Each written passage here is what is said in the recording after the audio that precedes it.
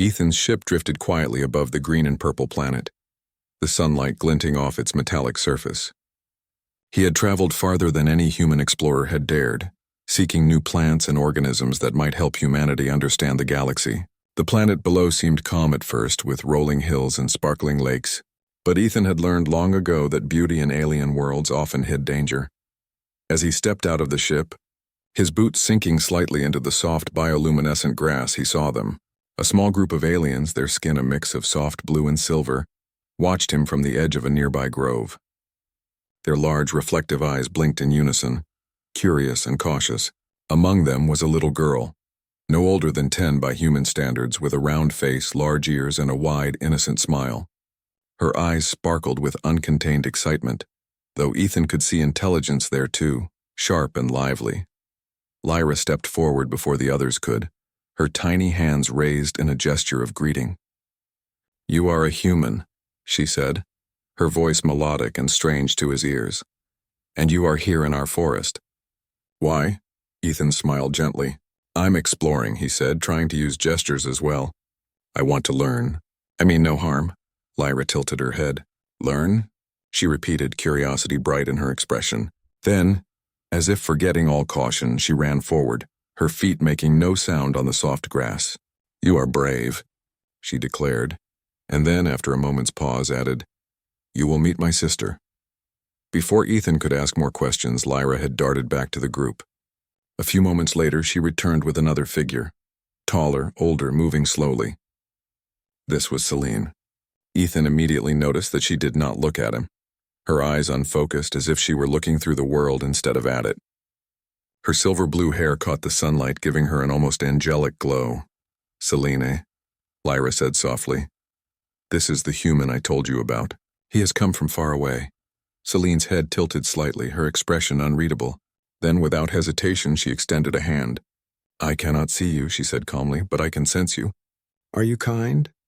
Ethan nodded, feeling a strange warmth in his chest. "I am. I promise I mean no harm." Lyra clapped her hands. "Good. Then he may stay." But then, in a sudden burst of honesty and mischief, she added, "Marry my blind sister. She cannot see how ugly you are." Ethan blinked. He did not know whether to laugh or be shocked.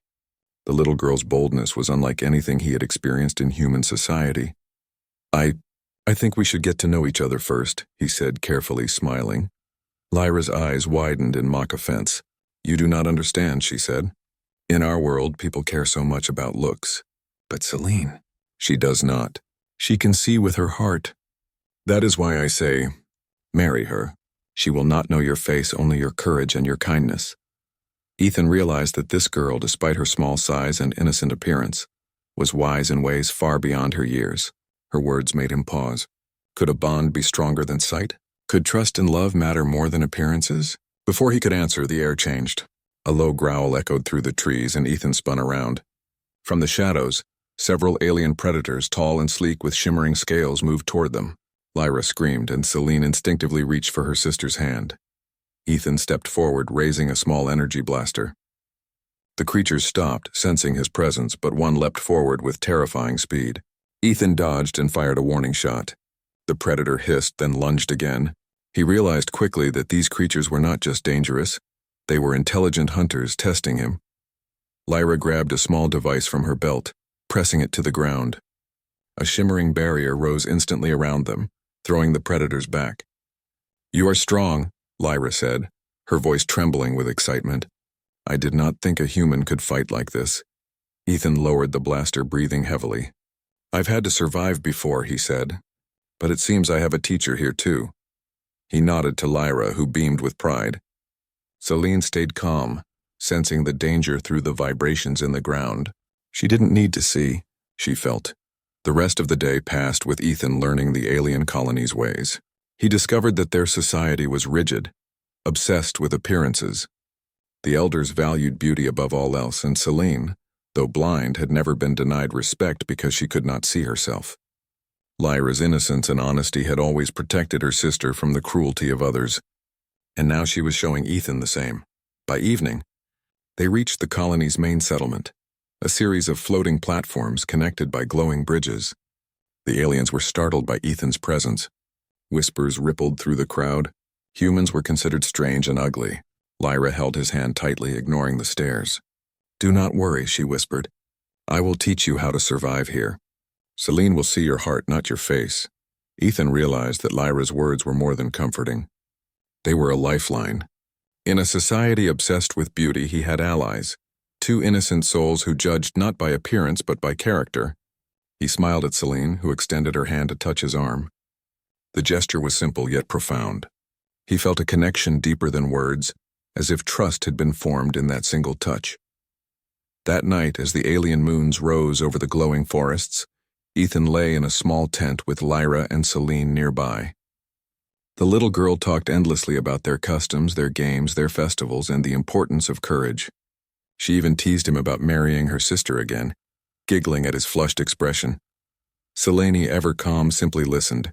She asked questions about Earth, about humans, about Ethan himself, and he answered as best he could. Her curiosity was quiet but piercing, and he realized she was absorbing everything, forming her own opinions, independent of society's shallow rules. The next morning brought new challenges. A festival was approaching, one that celebrated beauty and perfection. All aliens of marriageable age were expected to participate in contests of grace, appearance, and skill. Ethan knew that entering would be dangerous. Humans were ridiculed here, yet Celine and Lyra were determined. "You will go," Lyra said, her small fist pounding his chest in mock encouragement. "We will show them that courage and heart matter more than beauty." As they prepared, Ethan noticed how much care the sisters had for each other. Lyra fussed over Celine's clothing, brushed her hair, and whispered tips on walking the ceremonial bridges. Celine, blind to her surroundings, trusted her sister completely. The bond between them was extraordinary, stronger than anything Ethan had ever witnessed in human society. When they reached the festival grounds, the crowd erupted into applause and whispers. The elders stared at Ethan with thinly veiled contempt while competitors sneered. Lyra squeezed his hand tightly. "Remember," she whispered, "Celine can feel your courage. That is all that matters." As the contests began, Ethan observed the bizarre and elaborate tests, dancing, balancing, elaborate gestures, and displays of grace. Humans were awkward by design. He struggled to adapt, stumbling several times, yet Celine's voice guided him, her calm instructions helping him find rhythm and balance. The crowd watched in growing amazement, for though he was clumsy, he was brave. He never gave up, and each attempt showed ingenuity and heart, qualities the elders had never valued openly. By the end of part 1, Ethan had survived the festival's first day. Though he had been mocked, he had also begun earning respect not for his appearance but for his courage, quick thinking, and determination. Lyra danced with joy, and Celine, sensing the warmth of his intentions, felt a trust that no one could break. Ethan looked at the two sisters and realized that in this alien world, he had found something rare: friendship, admiration, and perhaps even love that transcended appearances. Lyra had forced him into their lives, yes, but her innocence had also opened a door he never expected to enter, a door into a society that could change if someone dared to challenge its rules. As the twin moons rose, casting silver light across the festival grounds, Ethan made a silent promise he would protect these sisters, earn their trust fully, and perhaps, if fate allowed, show a society blinded by appearances that true worth was measured not by what one saw, but by what one gave. And somewhere in the shadows, Lyra's wide eyes sparkled with mischief and hope, as if she already knew the adventure had only just begun. The festival continued into its second day, and the air was filled with tension and excitement. Bright banners fluttered above the floating platforms, reflecting the light of the twin moons, and the crowd of aliens buzzed with expectation. Ethan stood beside Celine and Lyra, feeling a mixture of nerves and determination. Today's challenges were harder, tests of courage, intelligence, and resourcefulness, not just grace. He knew that the outcome could change not only his place among the colony, but also how they would see humans forever. Lyra held his hand tightly. "Do not worry," she whispered, her eyes sparkling. "We know who you are. You are brave and you are kind. Celine will see that too." Celine reached out with her hand, brushing Ethan's arm. "I trust you," she said softly. "That is enough for me." Ethan felt a surge of warmth and confidence. He was no longer a stranger here. He was part of their lives. The first challenge of the day was a test of knowledge. The elders presented complex alien puzzles, requiring participants to solve them under time pressure. Many of the young aliens hesitated, their anxiety showing through their perfectly polished appearances. Ethan, guided by Celine's quiet encouragement and Lyra's constant reminders, approached each puzzle logically. He didn't rush. Instead, he observed patterns and thought through the solutions carefully. To the surprise of the crowd, he solved the first puzzle swiftly, earning a mixture of astonished murmurs and scornful whispers. Some of the elders shook their heads, unwilling to acknowledge that a human could perform as well as or better than native aliens. Lyra clapped her hands in delight, jumping up and down. Celine's hand stayed on Ethan's arm, steady and supportive. He had realized that her trust in him was stronger than the fear of the unknown. It was a guiding light. Next came the test of courage. Contestants were sent into a dense, mist-covered forest on the edge of the colony, where creatures lurked that tested bravery and instincts. Ethan followed the path with Celine beside him. The forest was alive with soft glowing plants and strange noises. Shadows flickered at the corner of his vision, and he felt the instinct to reach for his blaster, but Celine's calm voice reminded him to think, not react. A sudden rustle in the bushes made a predator leap toward them. Ethan moved instinctively, grabbing a stick and using it to push the creature back. Celine gasped but did not panic. Lyra's small voice echoed from behind them. "You can do it. You are clever, human. Show them what courage looks like." The predator hissed, then retreated, startled by Ethan's quick thinking. Other contestants stumbled, fleeing the forest or freezing in fear. Ethan led Celine through each obstacle, using his human ingenuity to navigate the challenges. He set small traps to scare away the creatures safely, and found clever ways to cross streams and thorned paths. Celine's senses, heightened by her blindness, guided him to safe footing in hidden dangers, creating a remarkable partnership. The crowd watched from afar, astonished that the human moved with such resourcefulness and bravery. As the day progressed, the elders grew uneasy. Humans were supposed to be inferior, weak, and awkward, yet here was Ethan, helping a blind alien navigate the most dangerous part of the festival, while demonstrating intelligence, courage, and compassion. The whispers grew louder, some expressing disbelief, others reluctant admiration. The final challenge arrived, a duel of skill and strategy. A young alien named Riven, arrogant and skilled, was chosen to compete against Ethan. He was tall, fast, and confident, and the crowd cheered loudly for him. Ethan knew he could not rely on physical ability alone. He had to be smart, patient, and creative. The duel was set in an arena filled with obstacles and platforms. Participants had to navigate the space while collecting glowing orbs, each representing points. Riven leapt ahead immediately, moving with flawless grace, while Ethan followed more cautiously, observing patterns in the moving platforms and timing his jumps. Celine's guidance was invaluable. She could feel vibrations in the floor and warn him of shifts or hidden hazards. Halfway through the duel, Riven attempted a risky move, leaping across a wide gap to grab a high-value orb. He misjudged the distance and slipped, falling toward a lower platform. Ethan, without hesitation, extended his hand and caught him mid-fall, saving him from a dangerous impact. The crowd gasped.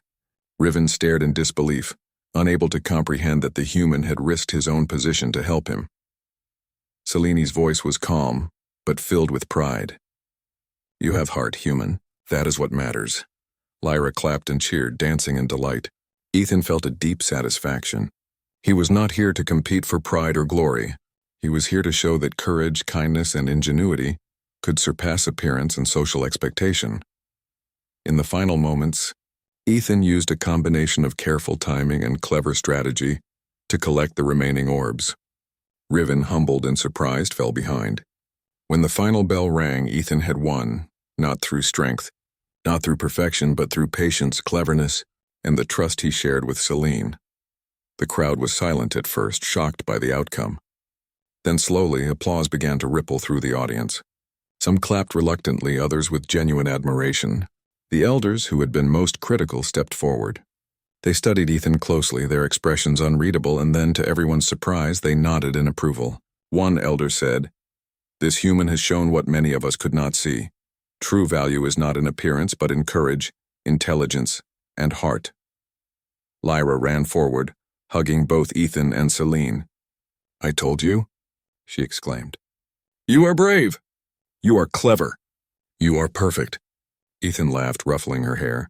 Celine extended her hand, letting it rest on his shoulder. "I see you," she said softly. "Not with my eyes, but with my heart. That is enough." The festival ended with celebrations that lasted through the glowing night. Aliens from all over the colony came to congratulate Ethan and the sisters. Stories of his bravery, intelligence, and kindness spread quickly, changing the way many saw humans forever. Some who had mocked him now approached, curious to learn more about the strange species from another world. Ethan, Lyra, and Celine walked together under the twin moons. The air was filled with the soft sounds of the alien city, the hum of floating vehicles, the laughter of children, and the quiet songs of night creatures. Lyra held Ethan's hand tightly, her eyes gleaming with mischief and pride. "You did it," she said. "You showed them what humans are capable of." Celine walked beside him, her hand brushing against his arm. "You have proven that appearances are not everything," she said. "In my world, people are judged by what they can see. In our hearts, we see much more." Ethan felt a deep connection with her, stronger than words could describe. Her blindness did not make her weak. It made her wise, and it made him realize that true bonds were formed through trust, empathy, and courage. As they reached the edge of the city, overlooking a valley filled with glowing plants, Ethan paused. He thought about how far he had come, from a lone explorer to someone trusted by two extraordinary sisters on an alien world. He thought about the risks, the predators, the judgments, and the festival trials. He had faced it all, not for glory, not for reward, but for connection and understanding. Lyra tugged at his sleeve. "You will stay, won't you?" she asked. "We still have so much to show you. Celine will want to explore more, and maybe we can teach you even more about courage and heart." Ethan smiled. "I will stay," he said. "This world, it has taught me more than I could have imagined. And I want to continue learning from both of you." Celine's hand lingered on his arm. "You are human, yet you have the qualities our colony has long overlooked. You are brave, clever, and kind. That is enough for me, and it should be enough for everyone else too." The sisters exchanged a glance, smiling at each other. In that moment, Ethan understood something profound. The bond they shared, one human, one blind sister, and one innocent girl, was changing not only their lives but the entire colony. A society that had long valued beauty above all else was beginning to see that heart, courage, and wisdom mattered far more. As the twin moons climbed higher, casting silver and violet light across the valley, Ethan looked at the two sisters and felt hope. Hope for friendship, hope for understanding, and hope that humanity could touch even the most alien of hearts. Lyra giggled, tugging him toward a glowing grove, eager to show him the hidden wonders of their world. Celine followed quietly, her presence calm and steady, sensing the trust and kindness that had grown between them. Ethan realized that the festival had not just been a test of skill or bravery, it had been a test of heart. And in passing it, he had discovered something rare and beautiful. That connection, trust and courage could change minds, hearts, and perhaps even the course of an entire society. The night stretched on, filled with laughter, soft music, and the quiet beauty of an alien world that had once seemed so strange. But now Ethan felt at home. He had proven that humans could inspire, protect, and connect in ways the colony had never expected. And in the innocent eyes of Lyra and the wise heart of Celine, he saw the future, one where courage and kindness could triumph over fear, prejudice, and appearances. For the first time in a long time, Ethan smiled freely. This was more than exploration. This was discovery of the most profound kind, the discovery of love, trust, and the true measure of worth. And he knew that with Lyra,